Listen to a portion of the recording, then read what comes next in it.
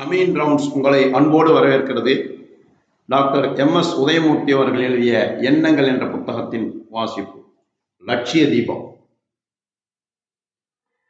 மனிதன் எங்கே போக விரும்புகிறானோ அங்கேதான் அவனது இருப்பிடம் என்றார் வான் பிரான் என்ற ஜெர்மன் நாட்டு ராக்கெட் விஞ்ஞானி. வான் பிரான் ஜெர்மனியில் இருந்து அமெரிக்கா வந்தவர். 20 ஆண்டுகளாக அமெரிக்க வான்வெளி திட்டத்தை நிர்வகித்து வந்தவர். முதல் மனிதனை சந்திரனுக்கு அனுப்பி வைக்க காரணமாயிருந்த விஞ்ஞானி அவர். சந்திர மண்டலத்தை சில நாள் மனித வீடாக மாற்றி சாதனையை நிகழ்த்திய அந்த மனிதர் சொல்றாரு, சந்திர மண்டலத்திற்கு போக ஆசைப்பட்டால் போய் வரலாம் என்று. சில ஆண்டுகளுக்கு முன்பு வரை யாராவது சந்திர மண்டலத்திற்கு போய் வரலாம் என்று கூறியிருந்தால் நாம் என்ன கூறியிருப்போம் என்று எண்ணி பாருங்க. ஆனா கொஞ்சம் கொஞ்சமாக வானவெளியை பற்றியும் ராக்கெட்டை பற்றியும் அறிந்து கொண்டவர்களோ புதிய எண்ணம் கொண்டனர். முடியும் என்று நம்பினர். மனிதனை அனுப்பி வைத்தனர். சொல்ல போனா நமது வாழ்வுல பல காரியங்களை நாம் முடியாது என்று சொல்லிவிட நம்பிவிட தயாராயிருக்கிறோம். நமது காரண காரியம் காட்டும் தர்க்கவாத புலனறிவை வைத்துக்கொண்டு நாம் விஷயங்களை எடை போடுறோம். முடியாது என்று முன்பே முடிவு கட்டிவிட்டால் போகிற பாதையின் முகப்பிலேயே நாம் கதவை இறுகச் சாத்து விடுகிறோம் என்றுதான் அர்த்தம். அதற்கு பதிலாக முடியும் என்ற எண்ணம் லேசாக மனதிற்குள் விடுங்கள்.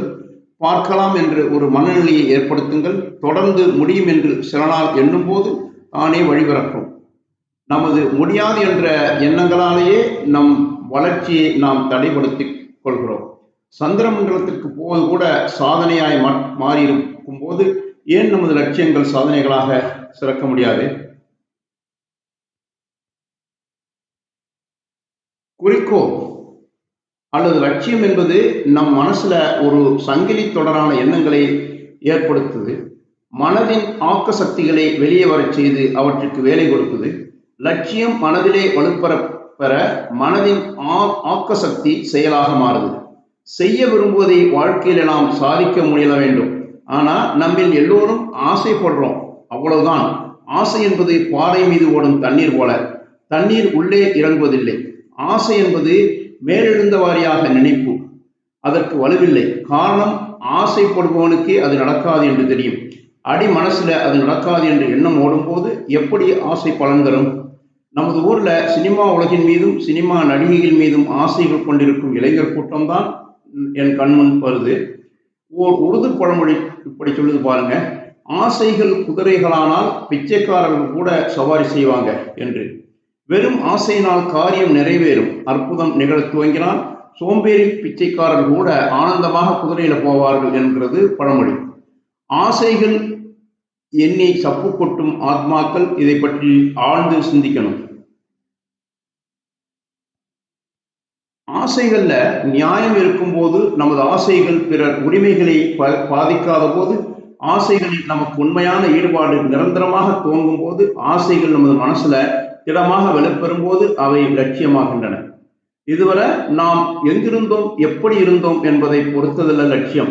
நீங்கள் எப்படி வேண்டுமானாலும் இருந்திருக்கலாம் இதனால் வர.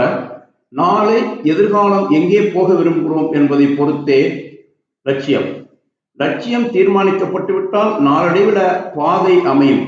பாதையில நடக்க துவங்கும் போது லட்சியம் தீபமாய் ஒளியாய் வழிகாட்டும். மனம் ஒரு சிறு குழந்தை போல. அதை நாம் எப்படி வேண்டுமானாலும் வளர்க்கலாம். குழந்தைக்கு நாம் உற்சாகமூட்டி வளர்ப்பது போல நம் மனதிற்கு நாம் அடிக்கடி உற்சாகமூட்ட வேண்டும், ஊக்கம் தர வேண்டும். மனிதன் ஆரம்ப நிலைகளில் மிகப்பெரிய லட்சியங்களை சாதிக்க முடியாத ஆசைகளை மனதில் கொள்ளக்கூடாது. ஏனென்றால் பெரிய சாதனைகளை சாதிக்க முடியாத போது ஏமாற்றம் ஏற்படுது. இந்த காரியத்தில் நான் இந்த முறை தவறிவிட்டேன் என்று சொல்வதற்கு பதில், நான் எடுக்கும் காரியம் எப்போதுமே நடப்பதில்லை, என் அதிர்ஷ்டம் அப்படி, நான் ஒரு தோல்வியாளன், தோல்வியை அனுபவிக்க பிறந்தவன் என்று புலம்புறான். நாம் ஓரிரு முறை தோற்றுவிட்டால் அதற்காக நாமே ஒரு தோல்வி என்று எண்ணக்கூடாது. மாறாக நம் லட்சியத்திற்கு, லட்சிய பாதைக்கு நாம் ஒளிகாட்ட வேண்டும். அடுத்த முறை வெற்றி பெறுவேன் என்று நம்பிக்கை தரணும். எளிதாக சாதிக்கக்கூடிய சிறிய காரியங்களை கொடுத்து குழந்தைகளுக்கு பள்ளியில் உற்சாகமூட்டுங்கள் என்று கூறுகிறாங்க மனநூலானார். இப்படி பல சிறிய சாதனைகள் மனதில் ஒரு பழக்கத்தை ஏற்படுத்தி விடுது. ஒரு வெற்றி மனநிலையை அவை அமைத்து விடுது. இந்த அனுபவம் பின்னால் பெரிய லட்சியங்களுக்கு வழிகாட்டுது. குழந்தைகளை வளர்க்கும் போது நமக்கு வீட்டிலும் குழந்தைகளுக்கு பாடம் சொல்லிக் கொடுக்கும் போது ஆசிரியர்களுக்கும் பள்ளிக்கூடத்திலும் எத்தனை பெரிய பொறுப்பு இருக்குது என்பதை எண்ணி பாருங்க.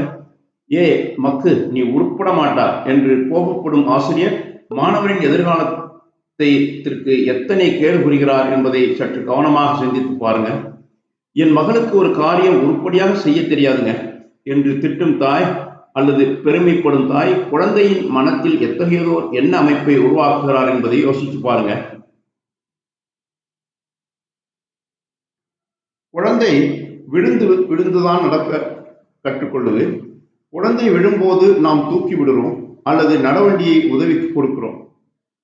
ஏனெனில் நடக்கப் போகிறது, அதற்கு உதவ வேண்டும் என்று நமக்கு தெரியும்.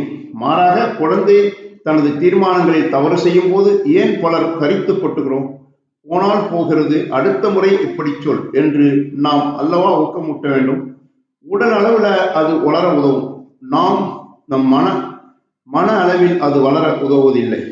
4 முறை கணக்கை தவறாக போட்டவன் ஆசிரியர் சொல்றாரு, உனக்கு கணக்கு சுட்டு போட்டாலும் வராது என்று மாணவன் நம்புவனாக.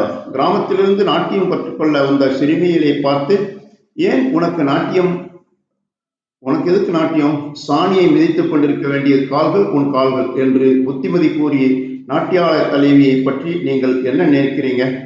இளம் உள்ளங்களை ஊக்குவித்து உற்சாகப்படுத்த வேண்டும். மாறாக அவர்களை கேவலமாக சிறுமைப்படுத்துவதன் மூலம் அவர்கள் எதிர்காலத்தையே நாம் நாசமாக்குகிறோம், எதிர்கால சமுதாயத்தையே பாழாக்குறோம். அதே போலத்தான் நம் மனமும். நம் சிறு சாதனைகளை பாராட்டுவதன் மூலம் நாம் வெகு தூரம் போகலாம். சிறு சாதனைகளில் ஏற்படும் வெற்றி லட்சிய தீபமாய் நமக்கு வழிகாட்டும். Thanks for watching. Please subscribe our YouTube channel.